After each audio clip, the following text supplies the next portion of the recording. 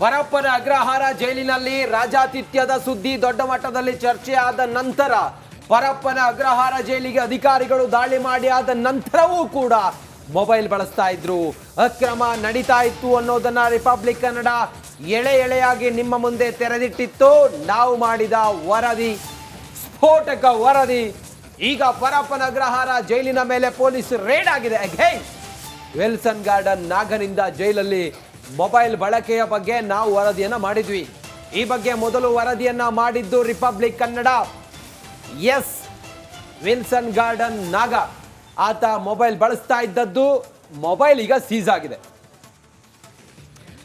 ಇದು ರಿಪಬ್ಲಿಕ್ ಕನ್ನಡದ big impact. ಯಾಕಂತಂದ್ರೆ ಜೈಲಿನಲ್ಲಿ ನಡೀತಾ ಇರೋ ಅಕ್ರಮಗಳನ್ನ ಇಂಚಾಗಿ ತೆರೆದಿಟ್ಟಿದ್ದು, ಅಧಿಕಾರಿಗಳ ಎದುರು ತೆರೆದಿಟ್ಟಿದ್ದು ನಿಮ್ಮ ರಿಪಬ್ಲಿಕ್ ಕನ್ನಡ. ಆರೋಪಿಗಳ ವಿರುದ್ಧ ಪರಪ್ಪನ ಅಗ್ರಹಾರ ಠಾಣೆಯಲ್ಲಿ ಅಂತೂ ಇಂತೂ ಪ್ರಕರಣ ದಾಖಲಾಯಿತು. ಇದೇ ಮೊದಲ ಬಾರಿಗೆ ಇಡೀ ಸಿಬ್ಬಂದಿ ತಂಡದ ವಿರುದ್ಧ ದೂರು ಕೊಡಲಾಗಿದೆ. ವಿಶೇಷ ಭದ್ರತಾ ಬ್ಯಾರಕ್ನಿಂದ ಜೈಲು ಗೇಟ್ ವರೆಗಿನ ಎಲ್ಲಾ ಸಿಬ್ಬಂದಿ, ಈ ಎಲ್ಲಾ ಅಕ್ರಮಗಳಿಗೆ ಈ ಸಿಬ್ಬಂದಿ ಕಾರಣ ಆಗಿರೋ ಶಂಕೆ ವ್ಯಕ್ತವಾಗಿದೆ. ಜೈಲಿನಲ್ಲಿ 20ಕ್ಕೂ ಹೆಚ್ಚು ಸಿಬ್ಬಂದಿಗಳಿದ್ದಾರೆ. ಅಧಿಕಾರಿಗಳಿಗೆ ಈಗ ಚೆನ್ನಾಗಿ ಬಿಸಿ ಮುಟ್ಟುತ್ತಾ ಇದೆ.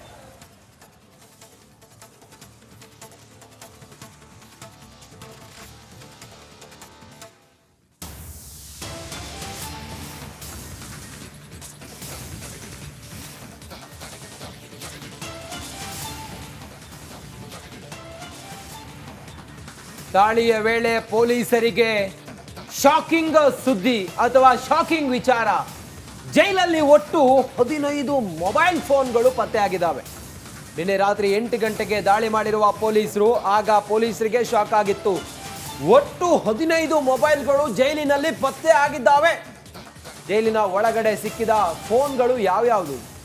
5 ಆಂಡ್ರಾಯ್ಡ್ ಮೊಬೈಲ್ ಸಿಕ್ಕಿದೆ, 3 ಮೊಬೈಲ್ ಚಾರ್ಜರ್ ಸಿಕ್ಕಿದೆ, ಮೊಬೈಲ್ ಫೋನ್ಗಳ ಇಯರ್ಫೋನ್, ಹೆಡ್ಫೋನ್ ಕೂಡ ಸಿಕ್ಕಿದೆ.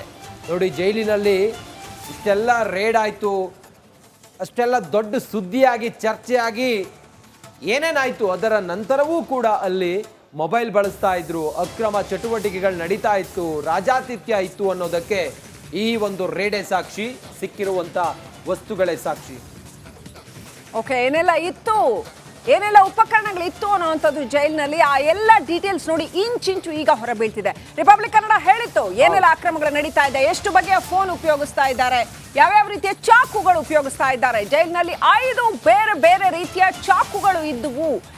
7 ಎಲೆಕ್ಟ್ರಿಕ್ ಸ್ಟವ್ಗಳು ಜೈಲಲ್ಲಿ ಪತ್ತೆ ಆಗಿತ್ತು. ಹೇಳಿದ್ವಿ ನಾವು, ಒಳಗಡೆ ಕುಕ್ ಮಾಡ್ಕೊಳಕ್ ಆಗತ್ತೆ, ಅವರೇ ಅಡಿಗೆ ಮಾಡ್ಕೊಳ್ಳೋಂಥದ್ದೆಲ್ಲ ಇದೆ ಅಂತ. ಡಾಕ್ಟರ್ ಜಿ ಪರಮೇಶ್ವರ್ ಹೇಳಿದ್ರು, ಇಲ್ಲಪ್ಪ ಅಂಥದ್ದೇನೂ ಇಲ್ಲ ಅಂತ. ನೋಡಿ, ಇವಾಗ ಅದೆಲ್ಲ ಹೊರಗಡೆ ಬೀಳ್ತಾ ಇದೆ.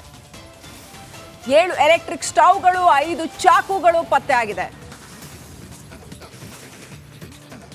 ರೈಟ್, ಅಪ್ಡೇಟ್ ಪಡ್ಕೊಳ್ಳೋಣ. ನಮ್ಮ ಆನಿಕಲ್ ಪ್ರತಿನಿಧಿ ನವೀನ್ ಶೆಟ್ಟಿ ಕೆರಾಡಿ ನಮ್ಮ ಜೊತೆ ಫೋನ್ ಕನೆಕ್ಟ್ ಆಗಿದ್ದಾರೆ. ನವೀನ್, ಮೊದಲಿಂದಾನು Republic Kannada step by step ವಿವರಿಸ್ತಾ ಬಂತು ಏನೆಲ್ಲ ನಡೀತಾ ಇದೆ ಪರಪ್ಪನ ಅಗ್ರಹಾರದಲ್ಲಿ ಅಂತ. ಈಗ ಆ ಪೊಲೀಸ್ ರೇಡ್ ಅಲ್ಲಿ ಅದೆಲ್ಲ ಕೂಡ ನಿಜವಾಗ್ತಾ ಇದೆ, ಹೊರ ಬರ್ತಾ ಇದೆ. ಅಪ್ಡೇಟ್ ಏನಿದೆ ನಿಮ್ಮ ಹತ್ರ? ಲಕ್ಷ್ಮಿ, ಇವತ್ತು ರಿಪಬ್ಲಿಕ್ ಕನ್ನಡದ ವರದಿ ಎಷ್ಟರ ಮಟ್ಟಿಗೆ ಸತ್ಯ ಆಗಿದೆ ಅಂತ ಹೇಳಿದ್ರೆ, ಪರಪ್ಪನ ಅಗ್ರಹಾರ ಜೈಲಿಗೆ ನಿನ್ನೆ ರಾತ್ರಿ 8 ಗಂಟೆಗೆ ರೇಡ್ ಆದ ಸಂದರ್ಭದಲ್ಲಿ 5 ಆಂಡ್ರಾಯ್ಡ್ ಮೊಬೈಲ್ಗಳು, 3 ಚಾರ್ಜರ್ ಸೇರಿದಂತೆ ಮೊಬೈಲ್ಗೆ ಏನು ಪ್ರತಿದಿನ ಬಳಕೆ ಮಾಡ್ಕೊಳ್ಳೋದಕ್ಕೆ ಇಯರ್ಫೋನು, 5 ಬೇರೆ ಬೇರೆ ರೀತಿಯ ದೊಡ್ಡದಾದ ಚಾಕುಗಳು ಸಿಕ್ಕಿದೆ ಅನ್ನೋದು ಗೊತ್ತಾಗ್ತದೆ. ಇದ್ರ ಜೊತೆಗೆ ಜೈಲಿನ ಕೊಠಡಿಯಲ್ಲಿ ಸ್ವತಃ ತಾವೇ ಊಟ ಮಾಡ್ಕೊಳ್ಳೋದಕ್ಕೆ ಎಲೆಕ್ಟ್ರಿಕ್ ಸ್ಟವ್ಗಳನ್ನ ತಂದಿಟ್ಕೊಂಡಿದ್ರು. 32,000 ರೂಪಾಯಿ ನಗದು ಕೂಡ ಸಿಕ್ಕಿದೆ. 7 ಎಲೆಕ್ಟ್ರಿಕ್ ಸ್ಟವ್ಗಳು ಬೇರೆ ಬೇರೆ ರೌಡಿ ಶೀಟರ್ಗಳ ಬ್ಯಾರಕ್ ನಲ್ಲಿ ಸಿಕ್ಕಿದೆ. ಇದರ ಜೊತೆಗೆ ಪ್ರಮುಖವಾಗಿ ರಿಪಬ್ಲಿಕ್ ಕನ್ನಡ ವರದಿ ಮಾಡಿತ್ತು, ವಿಲ್ಸನ್ ಗಾರ್ಡನ್ ನಾಗ ಜೈಲಿನ ಒಳಗಡೆ ಏನೇನ್ ರಾಜಾತಿಥ್ಯವನ್ನ ಪಡೆದುಕೊಳ್ತಿದ್ದಾನೆ ಅಂತ ಹೇಳಿ. ಆಗ ಒಂದಷ್ಟು ಮಾಹಿತಿಯನ್ನ ಕೊಟ್ಟಿದ್ರು. ಇವ್ರಿಗೆ ಜೈಲು ಒಳಗಡೆ ಬಂದು ನೋಡಿದ್ರ, ಇವ್ರಿಗೆಲ್ಲ ಗೊತ್ತಾಗಿದೆ ಅನ್ನೋ ಮಾಹಿತಿಯನ್ನ ಮಾತಾಡಿದ್ರು. ಆದ್ರೆ ಈಗ ರೇಡ್ ಸಂದರ್ಭದಲ್ಲಿ ಇಷ್ಟೆಲ್ಲ ಮೊಬೈಲ್ಗಳು ಸಿಗ್ತಾ ಇದೆ ಅಂತ ಹೇಳಿದ್ರೆ, ರಿಪಬ್ಲಿಕ್ ಕನ್ನಡದ ವರದಿ ಒಳಗಡೆ ಜೈಲಿನಿಂದ ಬಂದಿರುವಂತದ್ದು ಎಷ್ಟು ಮಟ್ಟಿಗೆ ಸತ್ಯ ಅನ್ನೋದು ಈಗ ಎಲ್ಲವೂ ಕೂಡ ಗೊತ್ತಾಗಿದೆ. ಇವತ್ತು ಬೆಳಗ್ಗೆಯೂ ಕೂಡ ನಾವು ಒಂದಷ್ಟು ವರದಿಯನ್ನ ಮಾಡಿದ್ವಿ. ಅಂದ್ರೆ ರೇಡ್ ಮಾಹಿತಿಯನ್ನ ಹೊರಗಡೆ ಬರೋದಕ್ಕೆ ಮುನ್ನವೇ ಕೂಡ ಇವತ್ತು ಬೆಳಗ್ಗೆಯೂ ಕೂಡ ನಾವು ಒಂದು ವರದಿಯನ್ನ ಮಾಡಿದ್ವಿ. ಏನಂತ ಹೇಳಿದ್ರೆ, ಜೈಲಿನ ಒಳಗಡೆ ವಿಲ್ಸನ್ ಗಾರ್ಡನ್ ನಾಗ ಯಾವ್ಯಾವ ರೀತಿಯಲ್ಲಿ ಇನ್ನೂ ಕೂಡ ಅಲ್ಲಿ ಜೈಲಿನ ಒಳಗಡೆ ರಾಜಾತಿಥ್ಯ ಪಡಿತಿದ್ದಾನೆ ಅನ್ನೋದ್ರ ಮೂಲಕ ಒಂದಷ್ಟು ವರದಿಯನ್ನ ಮಾಡಿದ್ವಿ.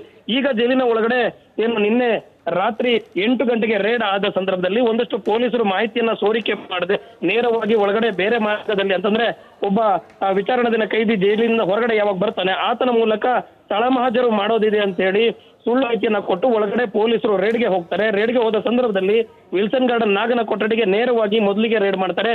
ಆಗ ಜೈಲಿನ ಒಳಗಡೆ ಆತ ಬಳಕೆ ಮಾಡ್ತಿದ್ದಂತ ಆಂಡ್ರಾಯ್ಡ್ ಫೋನು, ಮೊಬೈಲ್ ಚಾರ್ಜರ್, ಚಾಕು, ಸ್ಟವ್ ಸೇರಿದಂತೆ ಬೇರೆ ಬೇರೆ ಇನ್ನಿತರ ವಸ್ತುಗಳು ಕೂಡ ಸಿಕ್ಕಿದೆ. ಈ ಸಂಬಂಧ ಈಗ ಪೊಲೀಸರಿಗೆ ಒಂದಷ್ಟು ಮಾಹಿತಿಗಳು ಕೂಡ ಈಗ ರೆಡ್ ಹ್ಯಾಂಡ್ ಆಗಿ ಸಿಕ್ಕಾಕೊಂಡಿರೋದ್ರಿಂದಾಗಿ ಇಷ್ಟು ದಿನ ರೇಡ್ ಆದ ಸಂದರ್ಭದಲ್ಲಿ ಕೇವಲ ಅಲ್ಲಿ ಯಾರು ವಸ್ತುಗಳನ್ನ ಇಟ್ಟುಕೊಂಡಿದ್ರು ಅವ್ರ ಮೇಲೆ ಪ್ರಕರಣ ದಾಖಲಾಗ್ತಿತ್ತು. ಆದ್ರೆ ಈ ಬಾರಿ ಪೊಲೀಸರು ಜೈಲಿನ ಒಂದಷ್ಟು ಅಕ್ರಮಗಳನ್ನ ಕಂಟ್ರೋಲ್ ಮಾಡೋದಕ್ಕೆ ಆ ಒಂದು ಜೈಲಿನ ತಪಾಸಣಾ ಘಟಕದಿಂದ, ಅಂದ್ರೆ ಹೊರಗಡೆ ಏನ್ ಘಟಕ ಇರುತ್ತೆ ಅಲ್ಲಿಂದ ಒಳಗಡೆ 3 ಭದ್ರತಾ ಗೇಟ್ಗಳು ಬರುತ್ತೆ.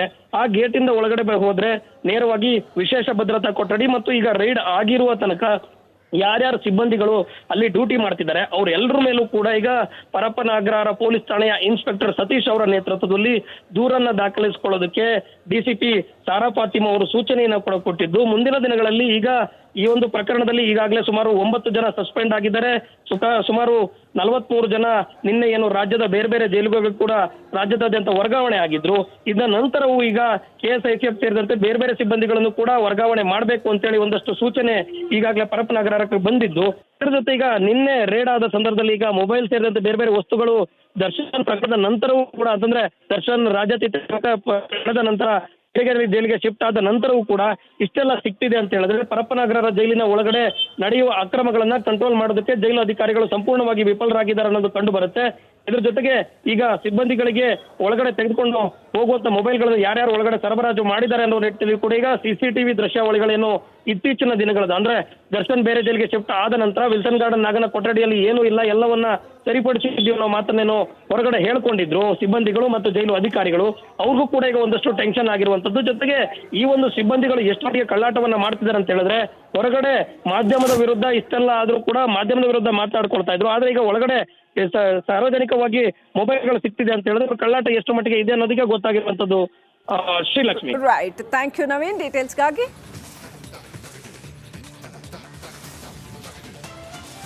ಪರಪ್ಪನ ಅಗ್ರಹಾರ ಜೈಲ್ ಮೇಲೆ ಪೊಲೀಸರು ರೇಡ್ ಮಾಡೋದು, ಯಾರ ಮೇಲೆ ಯಾರು ರೇಡ್ ಮಾಡ್ತಾರೆ ಅನ್ನೋ ನಿಜಕ್ಕೂ ಆಶ್ಚರ್ಯ ಆಗುತ್ತೆ. ಎರಡೂ ಕೂಡ ಸರ್ಕಾರದ ಸಂಸ್ಥೆಗಳು, ಪೊಲೀಸ್ ಇಲಾಖೆ ಮತ್ತು ಪರಪ್ಪನ ಅಗ್ರಹಾರ ಎರಡೂ ಕೂಡ. ಯಾರು ಹೊಣೆ ಇಲ್ಲಿ ಅಂದ್ರೆ ಸರ್ಕಾರದ ವೈಫಲ್ಯ ಆದಂಗಾಗ್ಲಿಲ್ವಾ? ಅಲ್ಲಿಗೆ ಸರ್ಕಾರಕ್ಕೆ ಗೊತ್ತಾಗೋದಿಲ್ವಾ? ಅಥವಾ ಮೇಲಧಿಕಾರಿಗಳಿಗೆ, ಗೃಹ ಸಚಿವರಿಗೆ, ಗೃಹ ಇಲಾಖೆಗೆ ಗೊತ್ತಾಗೋದಿಲ್ವಾ? ಎರಡೂ ವ್ಯವಸ್ಥೆಗಳು ಕೂಡ ಗೃಹ ಇಲಾಖೆಯ ಅಡಿಯಲ್ಲೇ ಬರುವಂಥದ್ದು. ಜೈಲಿನಲ್ಲಿ ಅಕ್ರಮಗಳು ನಡೀತಾ ಇದೆ ಅಂತ ಆದ್ರೆ ಸರ್ಕಾರವೇ, ಒಂದೇ ಸರ್ಕಾರ ತಾನೇ, ಸರ್ಕಾರವೇ ಅದನ್ನ ನಿಯಂತ್ರಿಸಬೇಕು. ಯಾರು ಅದಕ್ಕೆ ಹೊಣೆಗಾರರೋ ಅವರಿಗೆ ಅವರ ವಿರುದ್ಧ ಸೂಕ್ತ ಕ್ರಮ ತಗೊಳ್ಳುವಂಥದ್ದು ಮತ್ತು ಅಲ್ಲಿ ನಡೀತಾ ಇರುವಂತಹ ಅಕ್ರಮಗಳನ್ನ ತಪ್ಪಿಸೋದಕ್ಕೆ ಏನೆಲ್ಲ ವ್ಯವಸ್ಥೆ ಬೇಕೋ ಅದನ್ನ ಮಾಡಬೇಕಾಗತ್ತೆ. ಅದು ಬಿಟ್ಟು ಇದೆಂಥ ನಾಟಕ ಅನ್ನೋವಂಥದ್ದು ಪ್ರಶ್ನೆ ಜನಸಾಮಾನ್ಯರಲ್ಲಿ ಹೇಳ್ತಾ ಇದೆ.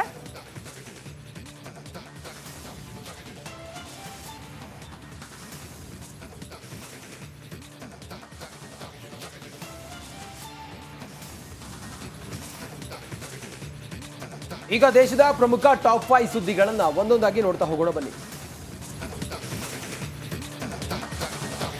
ನಿರಂತರವಾಗಿ ಮಳೆ, ಉತ್ತರ ಪ್ರದೇಶದ ಮೊರಾದಾಬಾದ್ ಸಂಪೂರ್ಣವಾಗಿ ಜಲಾವೃತವಾಗಿದೆ. ಮಹಾಮಳೆಗೆ ಜನ ತತ್ತರಿಸಿ ಹೋಗಿದ್ದಾರೆ. ರಸ್ತೆಗಳೆಲ್ಲವೂ ಕೂಡ ಕೆರೆಗಳಂತಾಗಿದ್ದು ಸಾಕಷ್ಟು ಅವಾಂತರಗಳು ಸೃಷ್ಟಿಯಾಗಿದ್ದಾವೆ. ದೆಹಲಿಯ ಲಕ್ನೋ ರಾಷ್ಟ್ರೀಯ ಹೆದ್ದಾರಿ ನೀರಲ್ಲಿ ಮುಳುಗಿ ಹೋಗಿದೆ. ಈ ದೃಶ್ಯ ಡ್ರೋನ್ ಕ್ಯಾಮೆರಾದಲ್ಲಿ ಸೆರೆಯಾಗಿದೆ.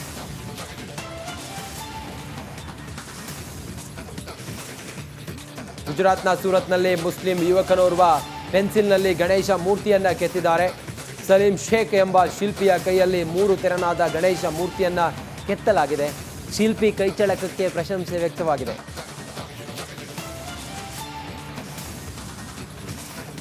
ನಿರಂತರ ಮಳೆಯಿಂದಾಗಿ ಗಂಗಾ ನದಿಯ ನೀರಿನ ಮಟ್ಟದಲ್ಲಿ ದಿಢೀರ್ ಏರಿಕೆ ಕಂಡು ಬಂದಿದೆ.